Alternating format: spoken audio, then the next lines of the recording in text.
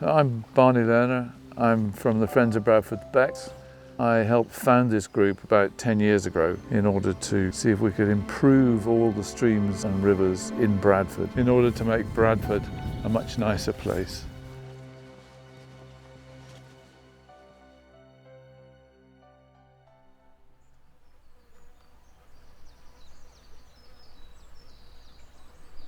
Here we are on Pinchbeck, often thought of as the headwaters of the Bradford Beck. It rises just above the viaduct behind me here. And here the water is beautifully clear. There's obviously not much pollution happening this far up near Thornton. There are a number of the becks which are clear and clean, provided you're outside the city. But then once you get into the city, I'm afraid there's lots of pollution problems. In this area, the most we would do is litter picking and also walks. We have a series of self-guided walks so that people can discover some of these becks. We might see one of our signposts later on. So my name is Sarah Ali. I'm team leader of landscape design and conservation, and I manage a small group of professionals who deliver blue-green infrastructure projects. Without the Friends of Bradford Beck, there'd be a lot more pollution, there'd be more litter and less wildlife. The rich history of the becks would be less well known and really forgotten. We've got such a good relationship with the Friends of Bradford Beck, and we do some incredible work with them, and they're so passionate, give up so much of their time, and it just makes our job so much easier. So as we move from Thornton towards the city centre, we come here to the major tributary on the left-hand side, which is Beck. Beck starts at a funny little hamlet called Egypt until it reaches this culvert, this tunnel, in a rather over-engineered structure underneath Thornton Road. We've had trouble on here with pollution from house building, from misconnected sewers, a lot of sewage discharge, which took us about 8 years to get sorted out.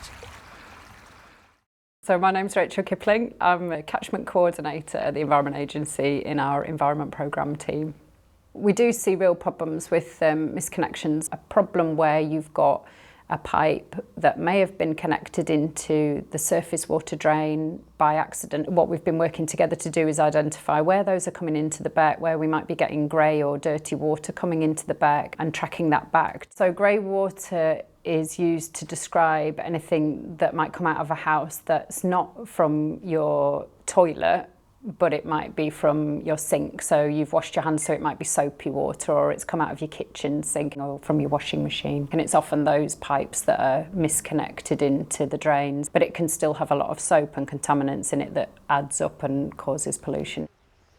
And so we're coming down to a weir which used to supply water to Sam's Mill, which dates back to the 16th century. The trouble with weirs is that they prevent fish passing. As we no longer want the water power, we need to find a way to open up the river to let the ecology develop better.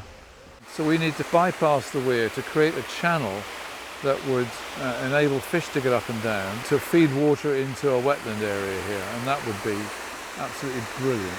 We're actually in the process of getting a feasibility study done. Yorkshire Water kindly agreed to get their consultants to carry out the first study of this to work out whether it's a practical option and what we would need to do to make it happen. Making improvements to the water quality and bringing in the habitat and biodiversity means that not only are we improving the spaces for wildlife, but we improve them for people as well. There's lots of research to show that it's really good for health and well-being to spend time in blue and green spaces like next to becks and rivers. The wetland here in Chellow-Dean has been put in to try and clean up the water quality, and the thought here was that they could trap all the silt out of the road runoff and just generally increase the water quality before it ran down into the city. But it was only ever an experiment. It was never designed as a long-term solution. Now that we know that wetlands are great for biodiversity and for improving water quality, we thought this is the perfect spot to establish a much better wetland. So we've got some funding to revamp all this, to create a leaky dam on the beck itself here, and to recreate the wetland as a more of a habitat feature, so we'll get more birds, more wildlife, more insects, more fish. Blue-green infrastructure is critical to the health of towns and cities, and it can really help manage flood risk. Developing high-quality outdoor spaces improve the health of residents and even help mitigate the effect of climate change. With design enhancements, we can increase land values and encourage sustainable development. Here's where Cheladine goes under the housing estate. Why they couldn't have left it open as a stream, I just can't imagine. There isn't even a house on top of it. It's just buried underground because nobody's thought to appreciate it as something that would be delightful to have in your back garden. The landscape of Bradford and the people of Bradford are really important, and I think bringing those two together and creating spaces that are enjoyable is really important to us. You know, growing up as a child, I didn't actually know that there was water in Bradford. I mean, obviously there's the River Aire, but the Beck, and you know, bringing some of that nature into our cities is really important, making water more playful, fun. So here we are at Culture Fusion, the YMCA, just along Thornton Road, and we're looking at the Beck just before it goes underneath the city. It's a bit discoloured here and it's a little bit smelly, so there's obviously some problem with drains further upstream. Down here we can see a mattress which has been here long enough that plants are growing out of it. It pollutes the water, it creates microplastics, it generally degrades the ecosystem and the aesthetics of the river. Very sad that people think it's an acceptable thing to do.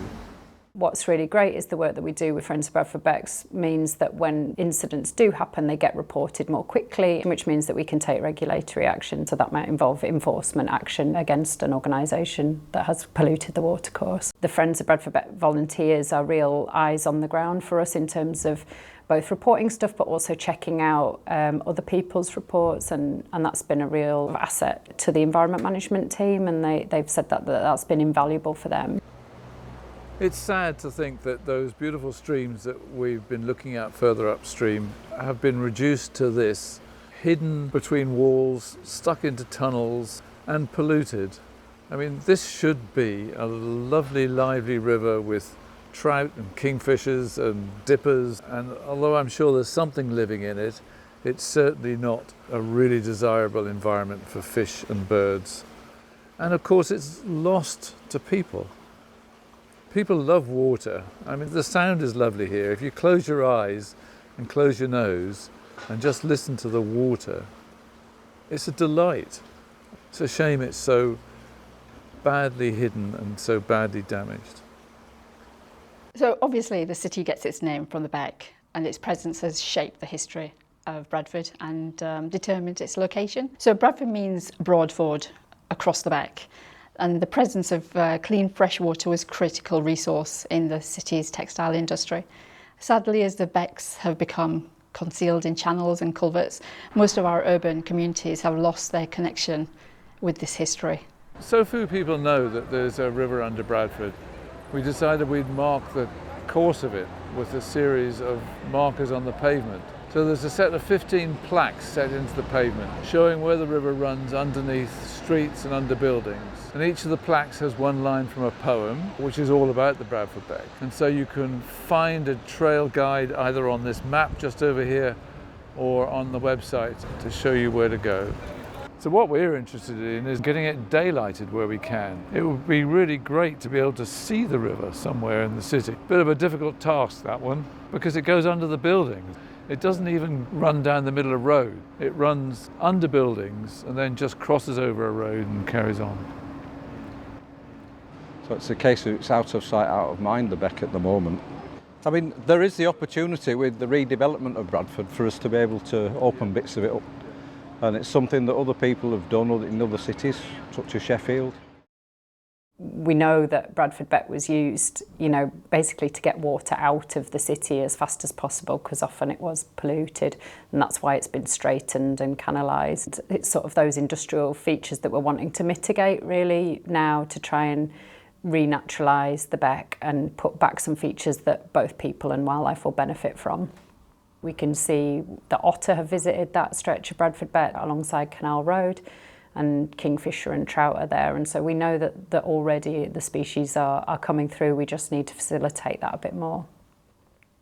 So this is Bradford Beck moving into Shipley. We're fairly certain that this channel was put in to get the effluent from the sewage works out of Bradford and into Shipley, where it became somebody else's problem. So as we cross over the road, we can see the end of the Brick Line channel. Although it's not natural here, it's a lot more natural. This area alongside Bradford Beck is likely to remain open because of the cycleway, and it is, I think, a protected area under the plan for Bradford. So this is where we hope to do another regeneration project. Just down here there's a culvert where the river goes underground for no apparent reason, and it could be brought out. The daylighting project's really important because it's about opening up the beck for the community, for people to be able to use it, having better access to water, and that playful space that it can be.